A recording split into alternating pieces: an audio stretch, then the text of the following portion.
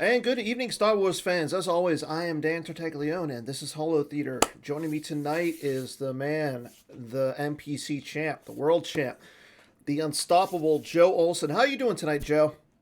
Pretty good. How about you, Dan? I cannot complain. It's a Wednesday. Where else would I rather be than sitting here in front of my computer talking Star Wars CCG than anywhere else? So I know I said that Chris Kelly is going to be joining us as the co-host. He is running a little bit late. The man had to put away many bad guys, so we'll give him a few minutes, and then he'll slowly come sauntering on. So Cool. again, Joe, you, you, Joe, what more can be said about you right now than the fact that you are probably the hottest player in Star Wars? Yeah, I and I'm playing cards pretty well too. So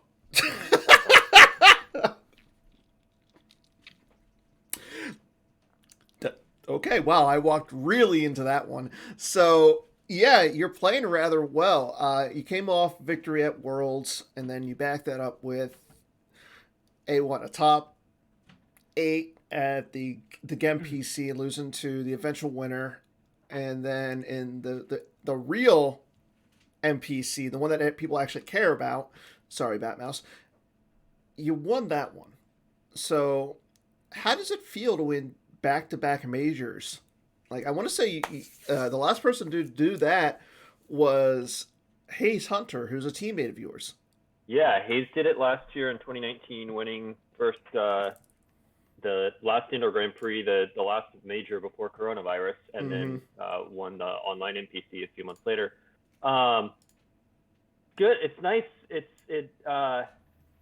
It feels good to be playing well. It's frustrating when you are, um, and usually it comes from being out of practice, having not played for a while, and Mm-hmm. then you play some games and you just find yourself making mistakes, um, and kicking yourself, and that can be a frustrating experience. So it's nice to minimize the amount of mistakes you're making.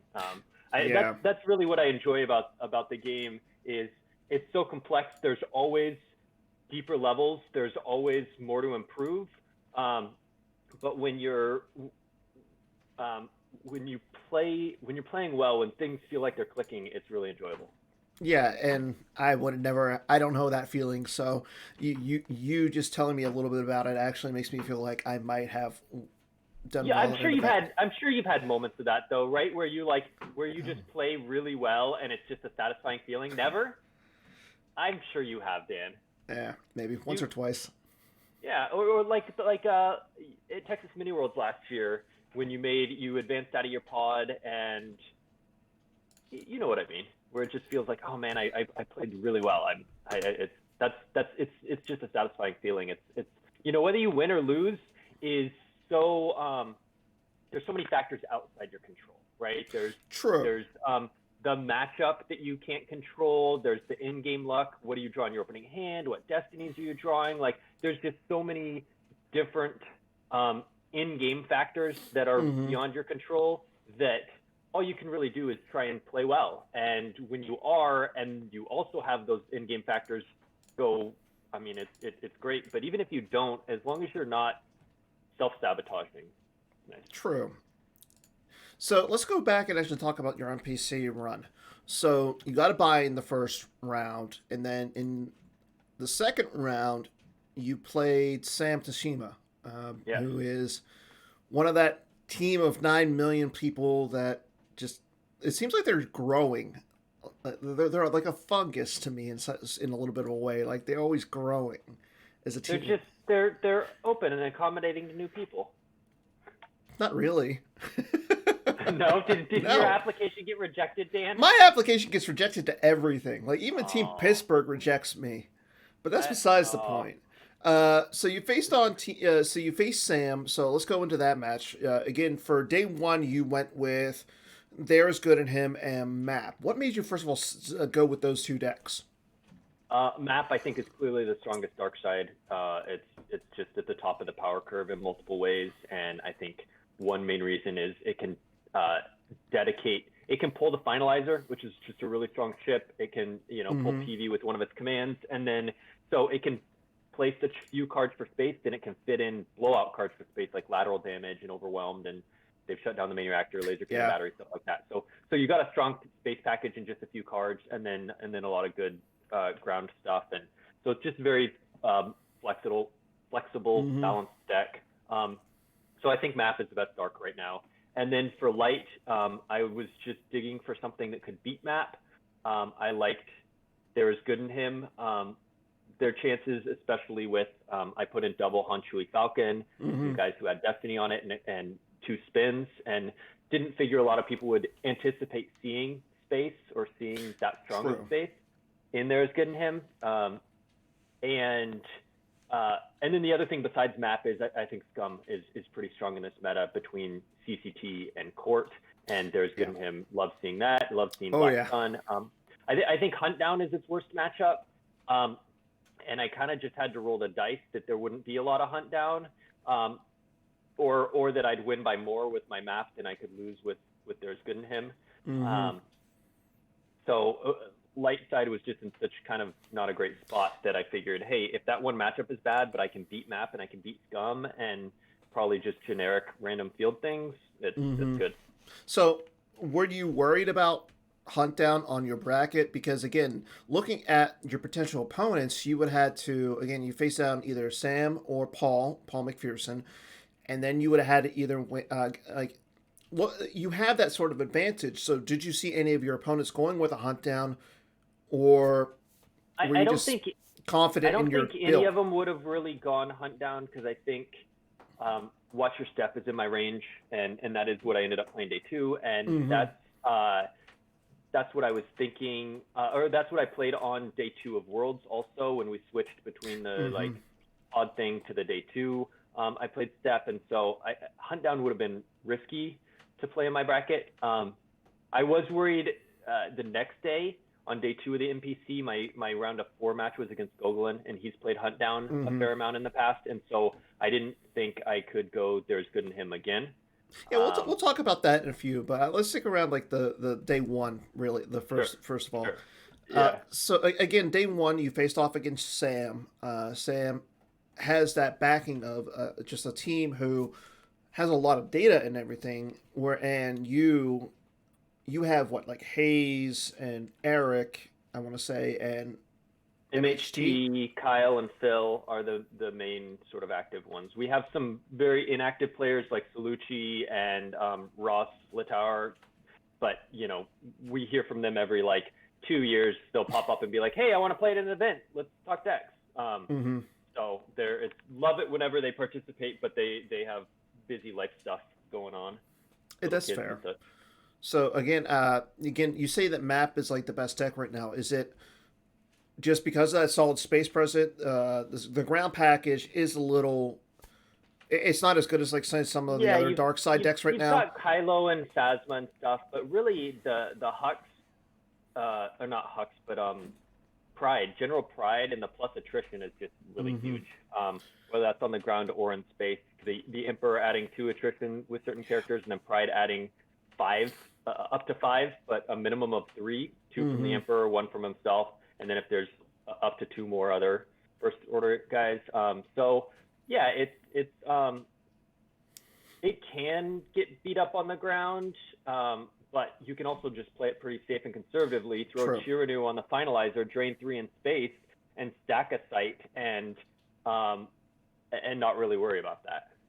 So, in Map right now has pretty solid activation. Was that another factor of you deciding to go with Map, or was not I mean, there's a lot of little things that kind of push it to the top of the curve, but yeah, that turn 0 Twix pull, which then pulls the Emperor, who gives you card draw and his own icon. There's a lot of stuff that makes it pretty efficient. It only needs to give up 2 or 3 icons, and it can get 12, 13, 14 forced, and it's just fast and flexible. So as a player, from a player standpoint, would you hope to see that Map gets some sort of a tweak or a nerf or something in the future from the CBT group and everything?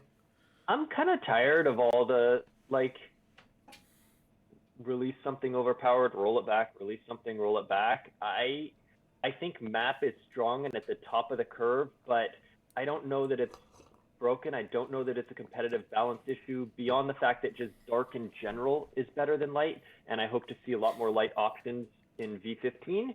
A lot strong, just strong light side cards. I do think the Emperor, that site should only be able to be. I think you should have to start that as your map starting thing.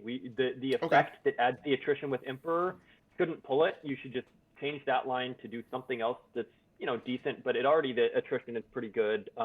Add something to that, remove the pull of that, and you should just be able to start that if you have the 2-0, is it Malachor or whatever system that that Emperor Twix site is on, if that's on table, so that you can't also start Star Killer base and pull your sites and then pull a Twix and that's fair. I mean, we don't have an Exegol yet, but that's what it is. I mean, that is something that we could talk to Chris Kelly about once he settles in from getting home. But again, let's go back to, so you played Sam. How did that matchup go against Sam? Sam was playing map first, and I was playing There's Good in Him, and I ended up just blowing him out because I got in a decent battle on the ground, but then I did Han Chui Falcon and a battle that's cleared his finalizer with a spin and an extra destiny at Jakku. Mm-hmm. And so then I had taken over space, and then he sort of had to try and do damage control attacking on the ground, and I was able to clash, and then I might have got in a second clash or a Nabran or something. Mm-hmm. I used the blowout cards, and I won by a bunch. And so then the next game, I had Matt versus No Idea, and I ended up just suiciding Hux into a battle just to end the game like a few turns in, because I didn't want to spend a bunch of time cutting down dips. I won by like 24, and then once I got him to like 22 or something, I just suicided Hux into a battle where it was overpowered by 20 and just peeled my whole deck. See, I kind of like that. You just were like, you know what, I'm ready to move on. Let's just get this over with. Yeah, it was my only game that day since I had the bye round one, and I was like, let's go ahead. That was your only game for today. My only match that day, because that's there were right. Yeah, 2 matches the first day, and I had a bye the first one, so it was my only match. I was like, let me just not spend a bunch of energy tonight. I'll just into this match and that's kind of interesting, because I mean, again, the way that the MPC was set up, we had 2 games on Saturday, 2 games on Sunday, and then the top 4 was the following Saturday. So I mean, first of all, that was kind of long, but we'll talk about day 2 here in a second. So, and then on Sunday, you had a rematch with Chris. So I kind of like how Bill and Gogolin and Greg set this up. So you had a rematch with Chris Hall as the Joker King. So kind of a little bit of a payback. So let's talk about that. Did you expect for him to play Court or not? Yeah. He Joker King, Chris Hall just knocked me out of the gym PC. Like, I don't know, 2 or 3 weeks before this event, or maybe a month, whatever, somewhere in there. And so and then he went on to win the whole thing, and I knew he was definitely a dangerous opponent. I was worried about him.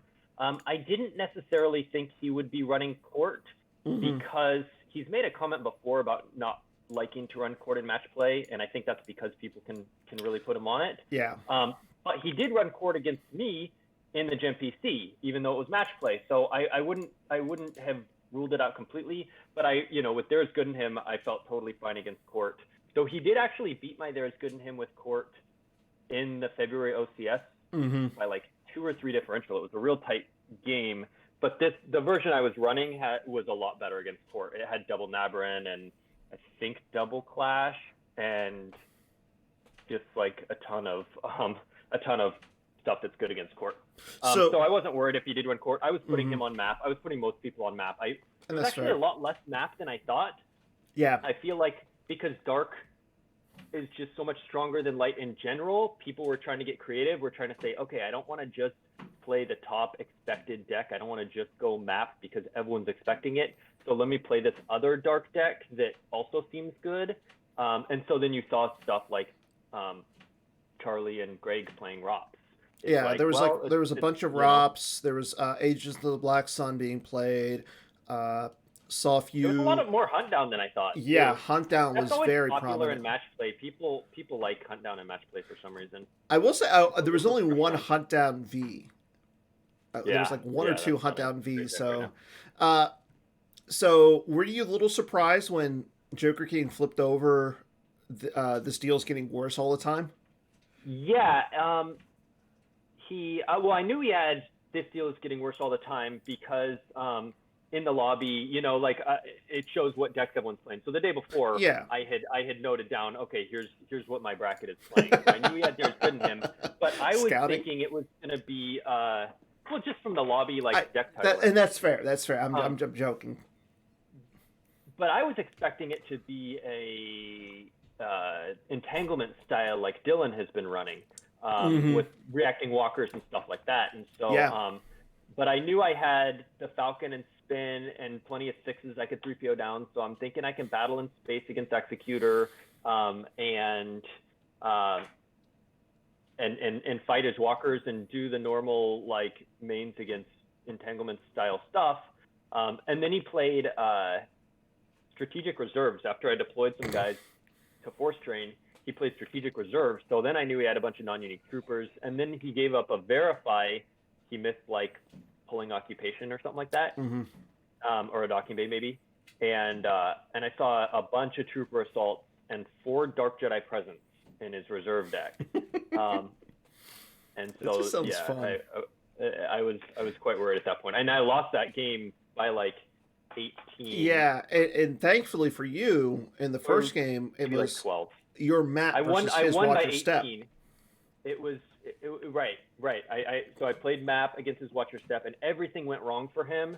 And so he didn't even get deployed to space until way late.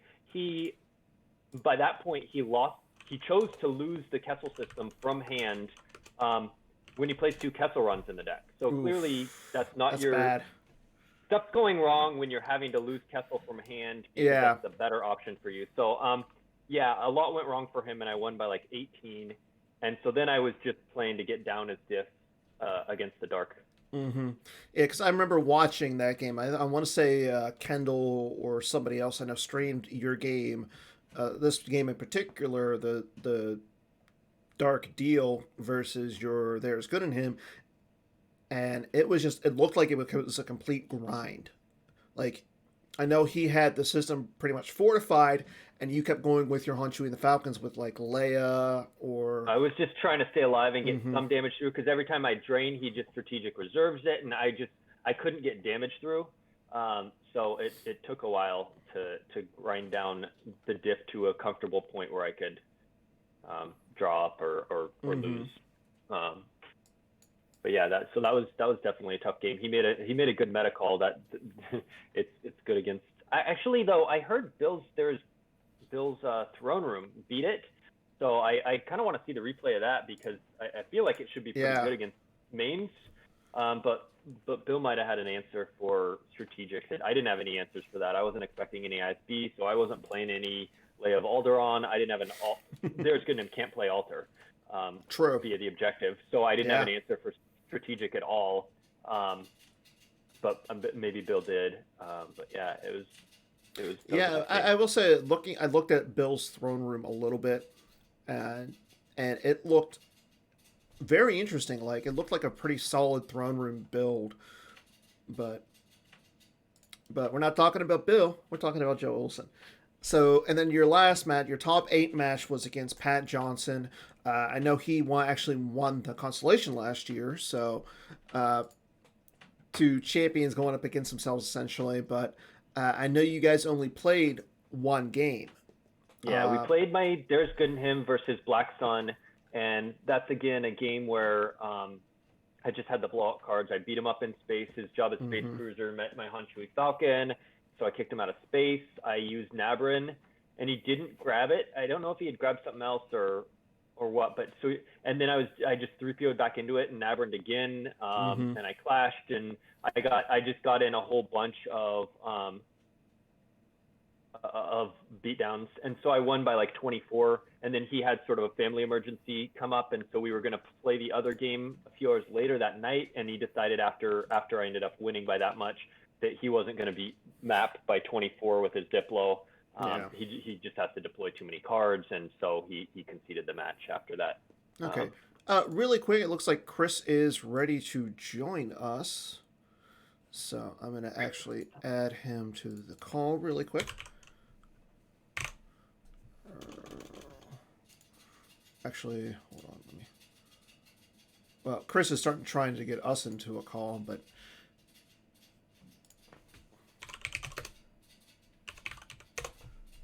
okay. So, yeah, Chris is going to join us here in a second.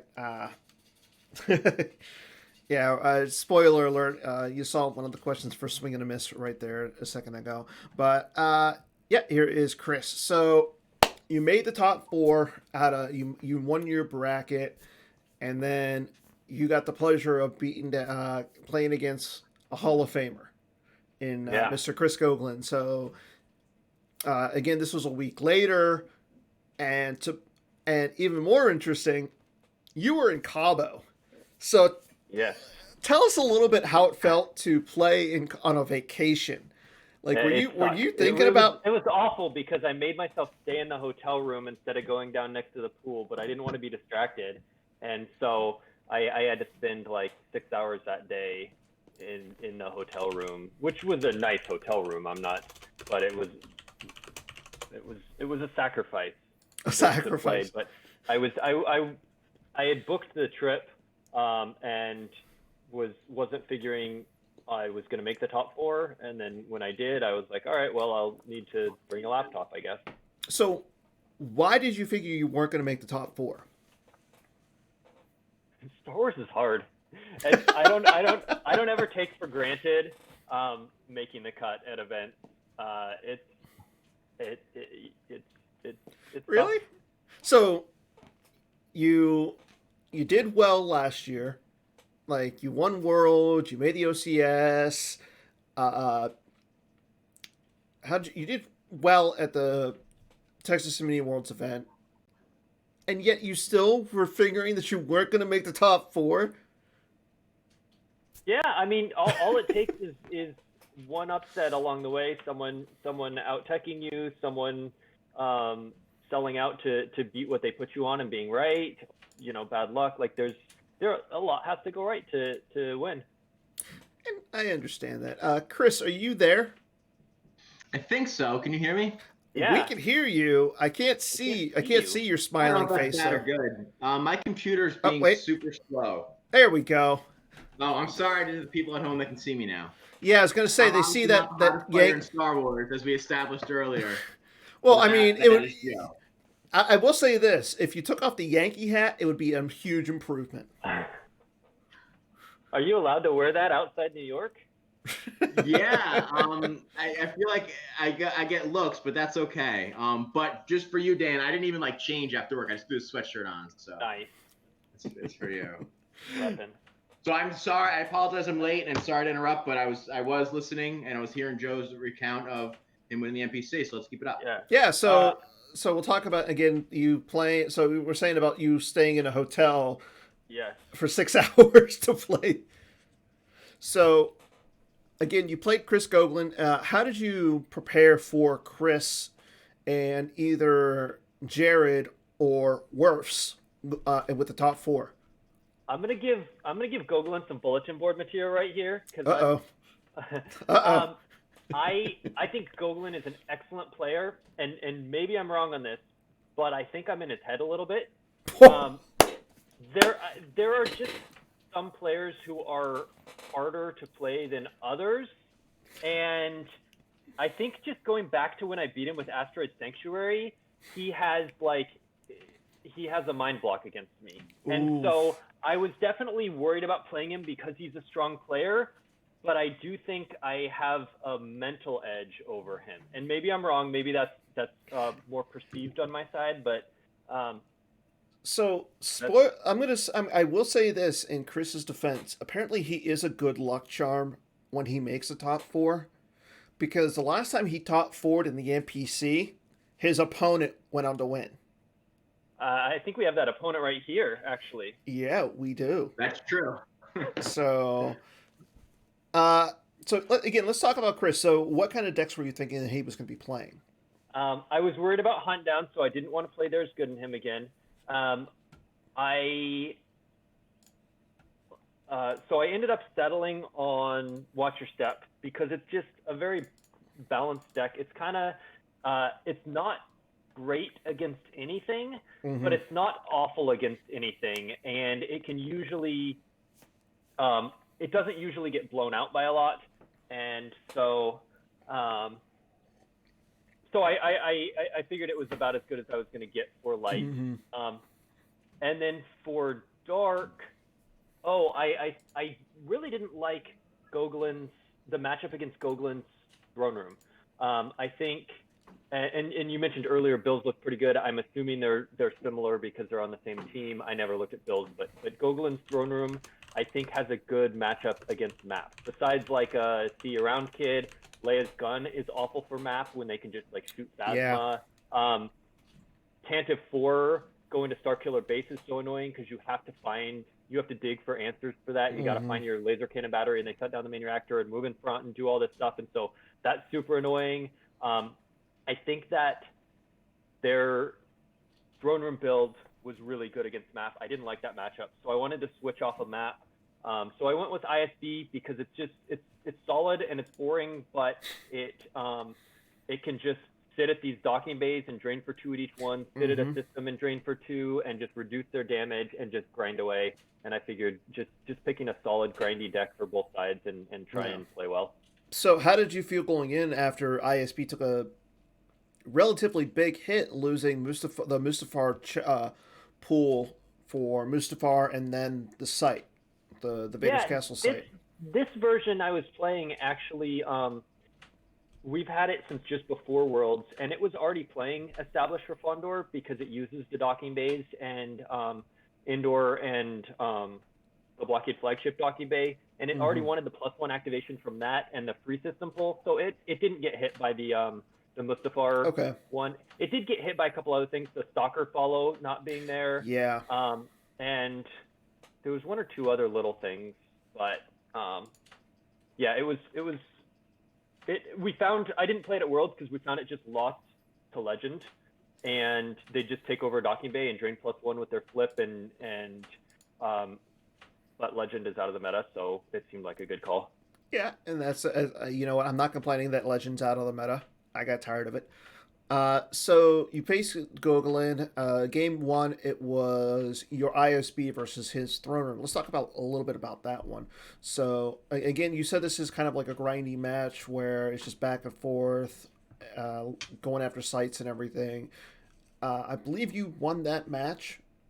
Yeah, I think that game? Yeah, I did. I won that game. It was, I think, by like 14, between 12 and 14. And at one point I was really worried because I counted and he was up like 17 hand and life. I was at like 20 and he was at like 37. And, but I was eventually just kind of able to lock out most of his damage. He was training. I think that game I deployed Decree Non-V and had 2 systems going to stop his saber drains. It might not have happened, but I think I was going for that. I think I had a image of a Dark Lord on one of his sites, and then I was retrieving one with my objective. So I was eventually able to just lock out most of his damage and just get through damage on my own and get a comfortable win. And then on the second game, it was Golan didn't play Hunt Down. He played Set Your Course. Yes, that was an interesting call. And I was worried. I was worried for a couple different reasons because that has a lot better space than Watch Your Step and space weapons and stuff like that. I didn't have a few maneuvers, any answers for space weapons besides Theron Net. And I was going to say, you learned the hard way that Theron Net does not cancel a weapon destiny if Maul's on the table. Yeah, Maul's really good. He says he can't cancel any of his destinies. So, yeah, I loaded up I used like control tunnel to find Theranet, and I don't know if Maul was already on the table at that point or not, but I totally forgot Maul did his thing either way. And then he just like went and blew up my ship, and Theranet did not work, and so he was just blowing me out in space. But he didn't have a lot of ground in the deck. He just like some Emperors and a Sidious, and I realized that partway through the game when he just had so much space, that I was like, he can't have fit in much ground. And so then I was able to just spread and just try and pay for damage and just try and get him below the amount that I needed to win the match.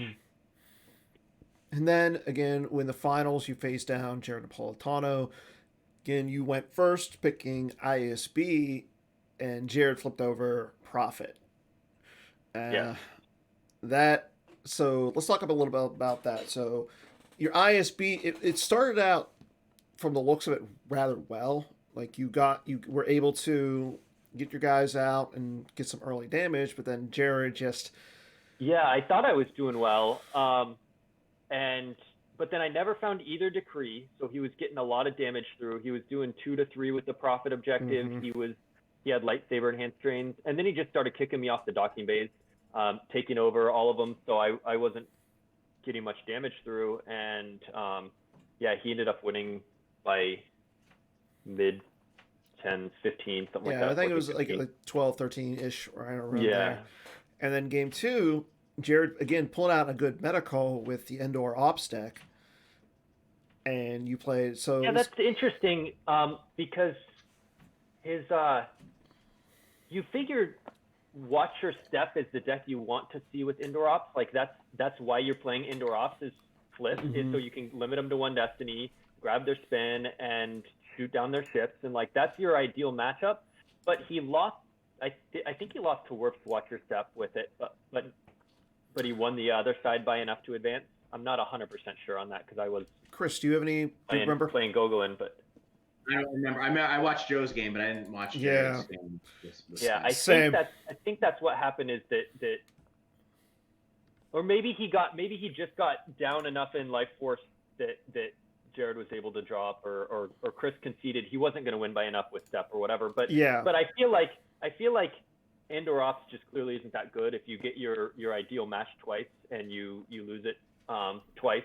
So yeah, he against me, he got out Maul and space weapons. So it was, I ran into Maul and space weapons twice, but I was gonna say Jared didn't look like he had a second. Somehow I won that game, and apparently by more than 12. Yeah, I was gonna say because it didn't seem like against Kyle. There was a Monarch. Or no, there was a Monarch that hit him hard, and I will say against Gogolin, Chris had 2 tie cannons. Jared only had 1, so you were able to maneuver your guys around a little bit. Get around it. Yeah, I thought he had a second one, so I kept maneuvering around his like Onyx 1 or whatever, thinking he had another one saved in hand. So I kept avoiding it. But I didn't know how many he had. So JNAP just said in the chat. Oh no, he had 2. He was probably going to win narrowly versus Werfs. So apparently he would. But I mean, if that's your best case scenario, is that you narrowly win against your optimal deck, it's probably not. I'm guessing he probably thought it would be better against Step than it ended up being. It's not a deck you probably tested a lot. It's more of a theory deck because Endor Ops is just. It's kind of one of those ones you might pull out for match play, but it's. So anyway, he at one point he did a Monarch Lost on my 14 card hand, I think hoping to hit a couple spins or something like that, and he didn't hit anything. And if he had done used, it would have set me back a lot, and I think probably won the match for him. That's why you don't get greedy. I don't mind that Monarch lost him the match, by the way. I'm for that. When he played that Monarch, I was rooting for you, Joe. Yeah. All right, cool. So I mean to do a tournament report. I've had my kids this last week, and now they're with their mom this upcoming week. I just dropped them off today. So at some point in the next week, I will do a tournament report that will basically be everything we've just said in the last 30 minutes, spread out into 4 hours. I was going to say, because you were on Kendall's podcast, you came onto Holotheatre. Now are you going to do a video tournament report like you did before? I am. Oh my God. I'll go through. I'll do all the replays. That way you can actually see what was my hand, what was I, and I'll talk through what I was thinking and all that. See, sort of. now So that I like. We're kind of just roughly recapping each game. I'm gonna actually dive into like, all right, here's the replay, here's what happened, here's why I did this play, that sort of thing. You know what? We'll have to make sure it's like a live stream and everything, and we'll get it out there on the YouTubes and everything, so that way people who can't spend. I got some feedback on my Long Worlds one that it was really helpful hearing me like talk about the games and seeing my thinking, and so I'll do that again. I personally love the Worlds ones. Like I find that it gives good insight, and it's not just fun to recap everything.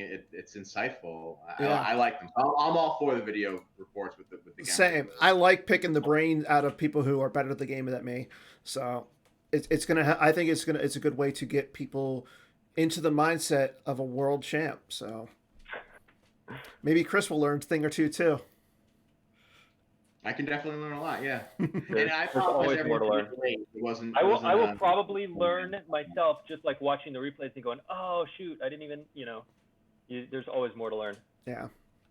But so how was it? So after your victory and everything, did you go celebrate at the pool, or were you just exhausted? I went in, yeah, since I had been inside all day, I went in the pool and then the jacuzzi for like an hour before going to get dinner.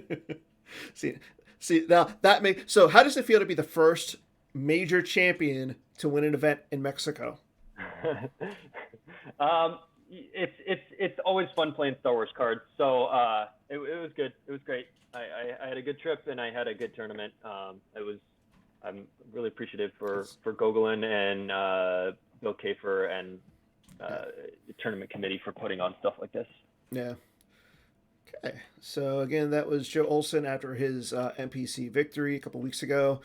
We still got a lot going on in the Star Wars world right now. For those who are still paying attention, there's, again, this month, the OCS is back. So yeah, I'm excited to announce that is live. So going really quick, checking in on the OCS standings. Looks like Timo is 10-2, so he's our number one spot right now. After him, Connor Britton sitting at 8-4, but it's still early, so a lot of people haven't gotten all 12 games in. Kyle Kruger got all of his 12 games in. Again, he got most of those on May the 4th during all that fun times. He got a prize for that. Yeah, I was gonna say, I want to say he got like 10 or so games on that day alone. So wow. That sounds marketing. Kyle's personality is just like binge on something, right? So marketing, get this man a prize or something. Not only we still got the MPC constellation going on, so really quick look at that. Right now we still have 8 players left. Mike Turner versus Garrett Larson. Justin Carilli versus Jeremy Jensen, Winston Pluckett versus Paul McPherson, and Jason Rondeau versus Sean Dixon. Again, so we'll have more action regarding that once we know that when the players play. And the retro event has ended. So the qualifying round has ended. Yeah, the qualifying round has ended. Thank you.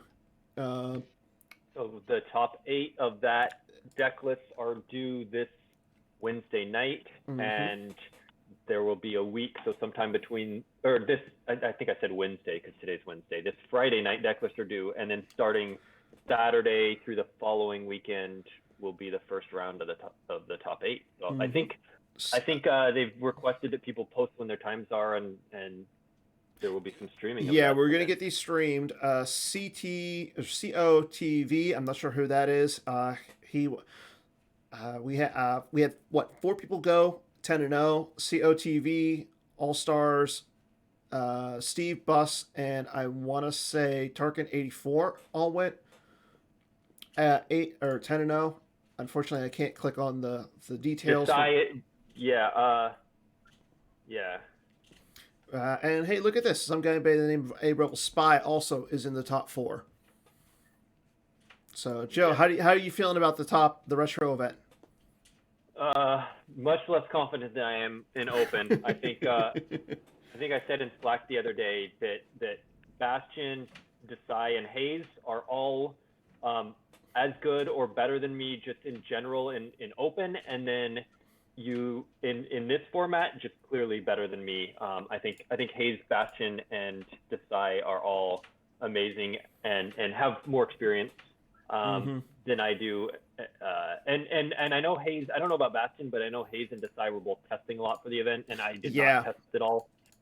So I feel very fortunate to have run really well to qualify for the top 8, but it's going to be tough. I have no idea what I'm going to play. I think Friday I'm going to have to sit down and spend a few hours figuring out something for the top 8. I was thinking it would be really fun if like you and I did like an interview where we're asking each other questions back and forth. And one of the questions I wanted to ask you was, how does the retro event and prep for that differ from the open, and how do you enjoy the games differently? So I can tell you my experience. I hated the retro event. No offense to. I enjoyed it. Terrible. I just didn't have fun playing the games. So I'd be curious to know what your viewpoint is. I'm going to say this. I loved it. If I would have had a better light side, like my light side, 1 and 4, I feel like I would have had more fun. Yeah. I liked it, but I think part of it's for the reason why people like Jawa and stuff is it's just different.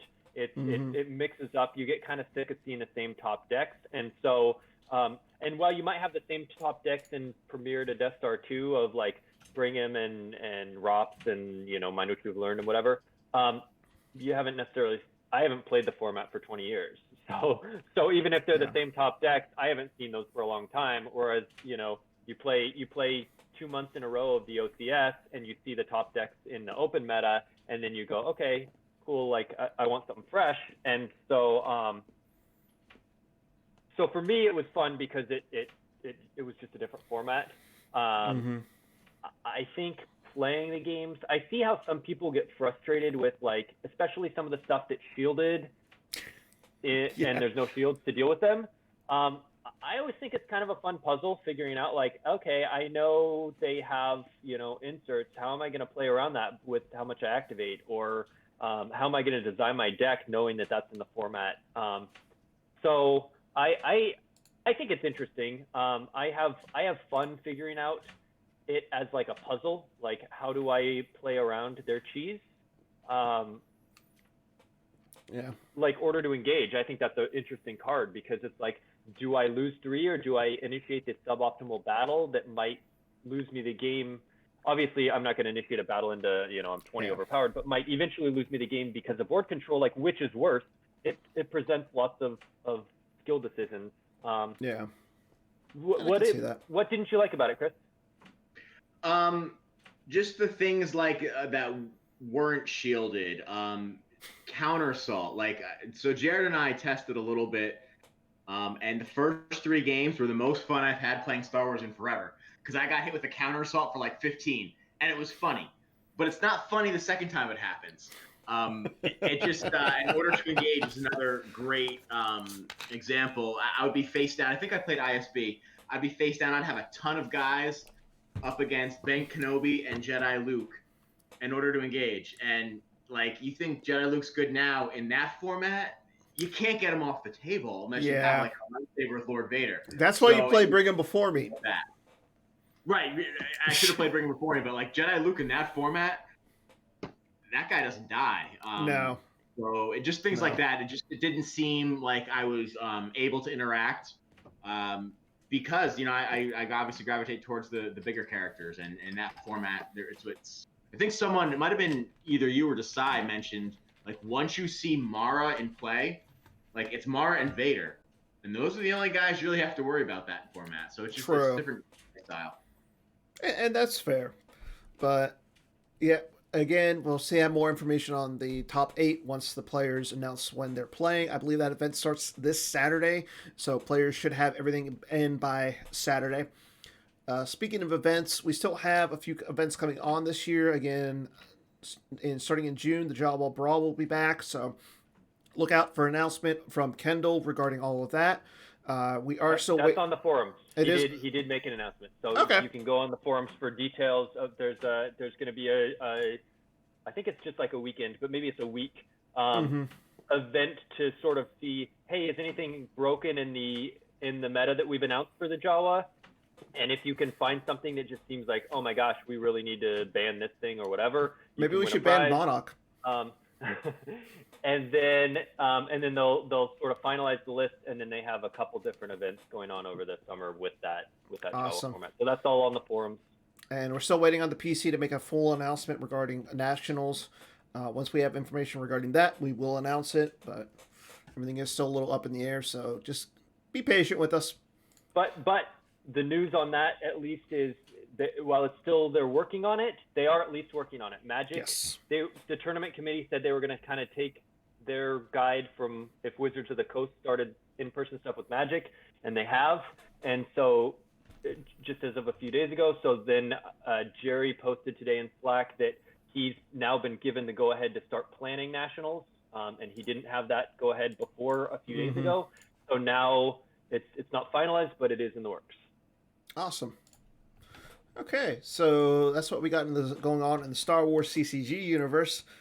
But let's go into the Swing and a Miss universe really quick. So we got a few topics to discuss here. First one, are you gentlemen ready? Yes. Okay, we're going to start with you, Joe. Okay. First one of the 4 players who went 10-0 in the retro event will win it.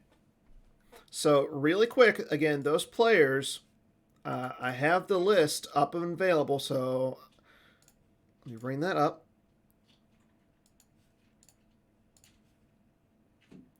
Those players are COTVG, who again I'm not 100% sure about.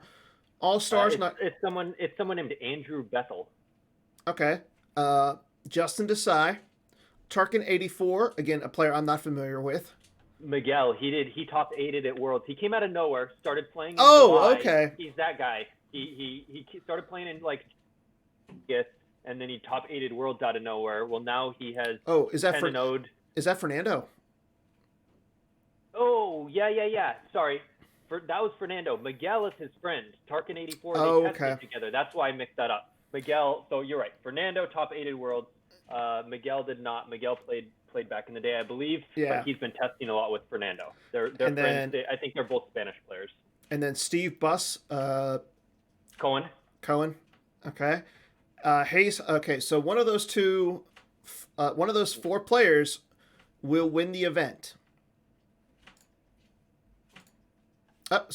We just lost Joe. He didn't want to answer that. He did it. So Chris, we're going to start with you. I hate those questions because you make me pick between people I don't want to offend. You got 4 people. You're not going to offend anybody. I mean, I would never bet against Justin Desai, but I'd never bet against Joe or Bastion or Hayes. It's a push. Right now, my money's on Bastion. I mean, I know Bastion went 9-1, but there's a reason he's Bastion.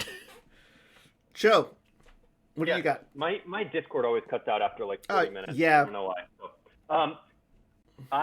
So I'm gonna go with a miss on that, and no disrespect to any of the other top 8, but my clear top 3 are Desai, Hayes, and Bastion, and 2 of those 3 are in the bottom half of the bracket. Who went 9-1. That's Hayes and Bastion, and Desai went 10-0. And so just if I'm looking at odds of if one of those 3 will win, and 2 of the 3 are in the bottom half, then I'm going to say miss from the top half. But it could really, any of the top 8 could win it, and Desai could certainly win and stuff. But I'm just going on probability. I think if those are the 3 favorites, and only one of the 3 is in the top half, I'll go with miss of the winner coming from the top half. That's fair. Yeah, it sounds like 2 of us have a clear, definitive answer. I just don't want to give anyone any bulletin board material. I don't know. Okay. You think Bastion is awful? We get it, Chris Kelly. Whoa! Thank you. On to question number 2. Joe Olsen will win at least one more event this year. That is a miss. Chris. Why do you keep doing this to me? Because I love it. I would never bet against Joe. If anyone's going to win 3 in a row, it mathematically will only be him. You know what? I'm gonna say it's a miss. Because I'm just like, actually, you know what? So if nationals is in person, I don't see Desai going. Okay, when I think nationals, Desai will go. Hayes will be going. Hayes will be going. There's Joe, enough pent you'll up, be like, going. let's go play it. Let's go play. I could see you go. So I'll be there. So I think the field will be. I don't see Bastion going. I don't see Bastion going to national. So there's a good thing for Joe's odds.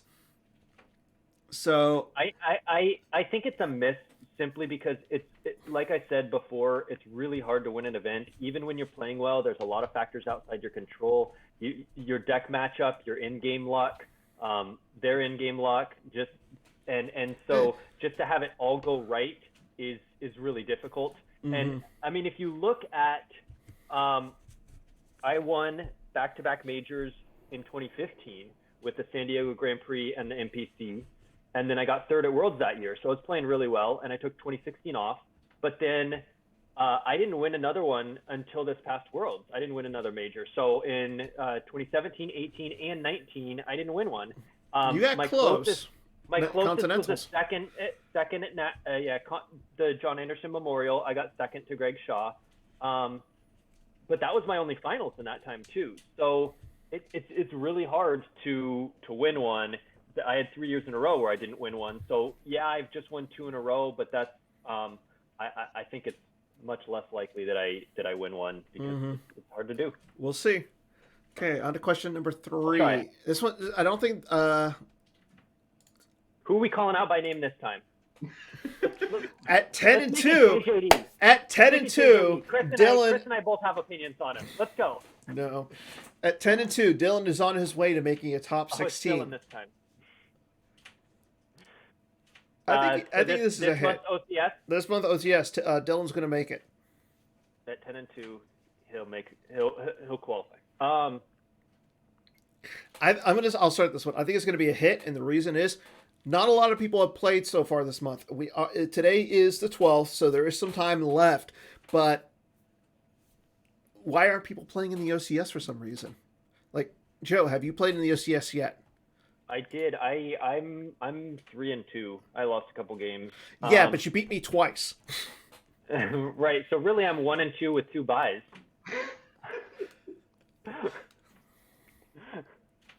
I deserve that. So Dylan making it at 10-2. You know, historically, a couple 10-2s have made it throughout the OCS the first few seasons.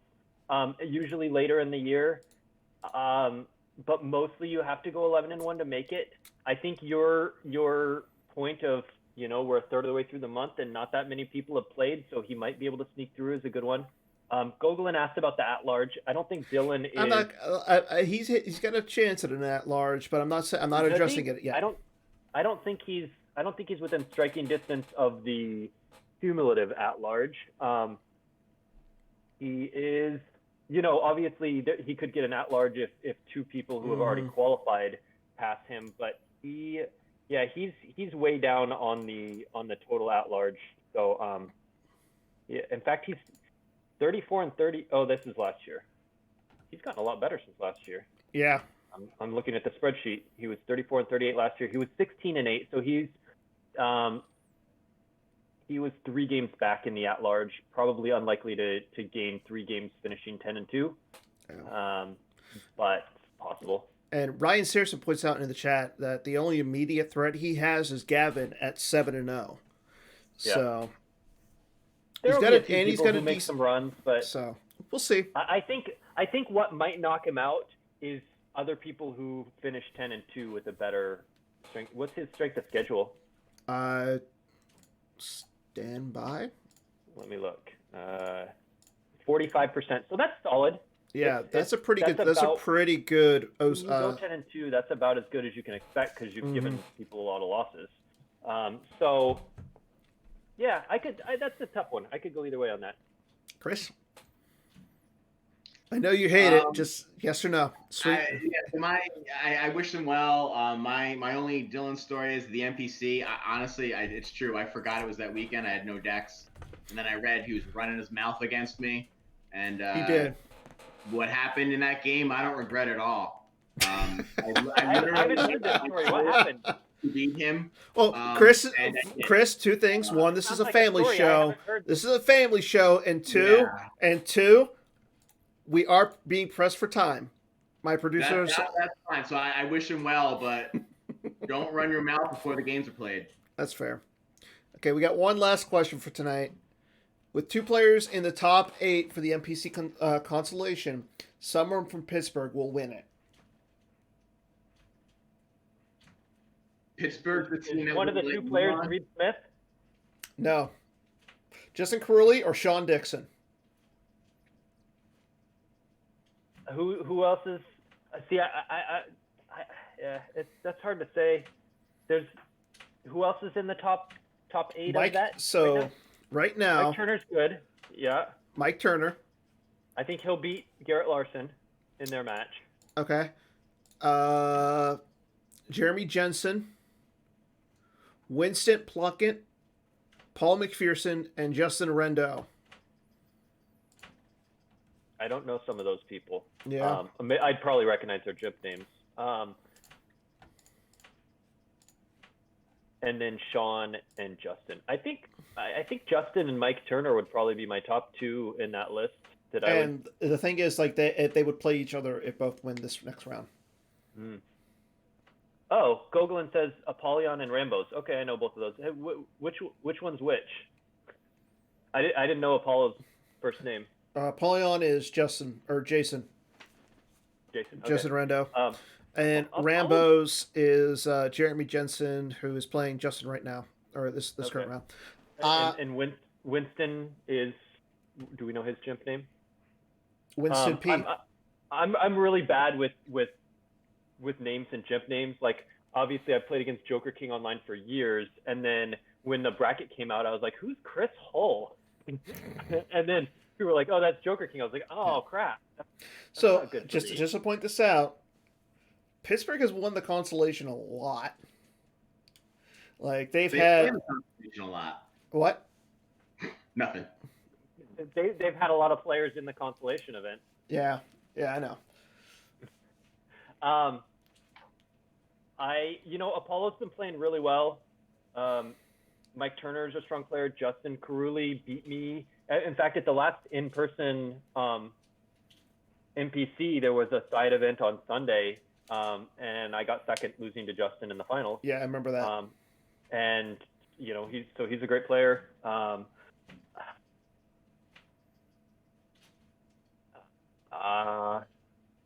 I think I'm going to go with the field, though. 2 out of 8 is too unlikely to say that Pittsburgh's going to take it when there's 6 other players that are all solid. So I'm going to take the field.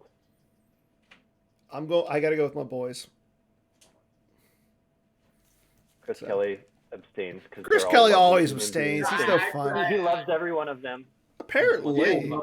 Guys, a lot of my games with Justin have been great, and obviously I love the rivalry between who's the better Carulli, Matt or Justin. So they're all good players, and I'm sure there'll be a bunch of good games. That's fair. Thank you for your nonchalantness, Chris Kelly. How far is Colorado from Oklahoma? I'll probably go. Actually, I would love it if they time it so we can go to the All-Star game, the baseball All-Star game. That would be a great trip. True. Is there an All-Star? Is the All-Star game in Colorado this year? Yeah, they moved it from Atlanta to Colorado. Yeah. Oh, okay. So really quick, still doing the Maze deck building challenge. Nobody has entered. This is a simple one. I'm surprised nobody has entered. Just play and win with Joe Olson's decks that he used during the MPC. Do you have to win? You have to win with those decks. Yep. Win with 4 of them. So, Joe, you can enter this one with your decks and win with them. Great. I'll just submit my MPC replays. Nope, those don't count. They weren't done. Only 2 of them were done in May, and you didn't win with. I don't think you didn't win with your ISB. I did against Gogolin Sternum. I won with that, and then I lost to the Prophet with it, and then with the Step, I lost to Gogolin's Set Your Course, but then I beat JNAP's. I went 1-1 with each, and I beat JNAP's Indoor Ops. Okay, you can do that, but you got to win with the other 2 decks. No, I'll let someone else do that. Okay. That's fun though. They're good. They're solid decks. They are. Not, and they're all interactive. Even the ISB isn't like I'm gonna sit here and cancel your drains with strategic. It's like let's fight with walkers and. Yeah. Okay, got one last thing to go over tonight, Joe, and that's your lore challenge. Are you ready? Oh yeah. I'm awful at these, so. I don't know. Like I will say this: like, Chris Kelly took the Advocates into a victory last time we did one of these. Like he did it mostly himself too. That was the best part. Nice. So it just goes. What's new? You carrying the Advocates? No big deal. I'm not surprised at all. I just call it Tuesday where I'm from. Wednesday, actually. Yeah, that's a good point. Okay, are you ready? Would you like the set or the type? Read me the lore first, and then I'll ask for one of those. Nope, you got. Nope. Set or type first. The set. No, go with type because you can always figure out the set based on the lore. Oh, go yeah. I don't know the strategy of this. I'm not good at the lore meta game. You gonna listen to Chris, or you gonna go with your gut? Give me the set. Special edition. Okay. Sucker. It could be anything now. Your lore is. 1 second. The Rebel Alliance employs sophisticated jamming technology to block Imperial communications.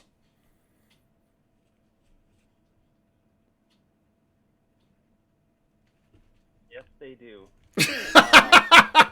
Confirmed. The special edition jamming technology to block communications. I don't know. Chris, you want to help him out? What's the type? No. Give him a type. Okay, fine. Effect. Effect.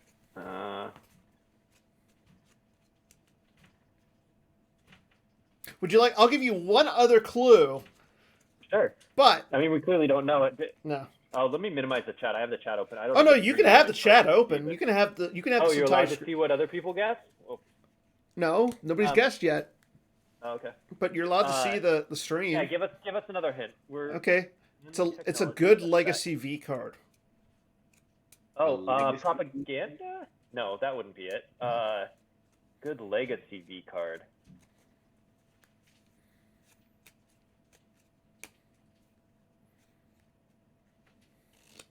No clue.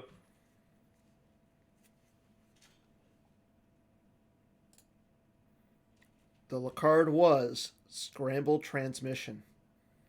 Oh, of course. That makes sense. Yeah, that V card was decent. It was good against Watto. It was good against Watto and Senate. Yeah, that lore totally matches that card. Yeah. Should have got that.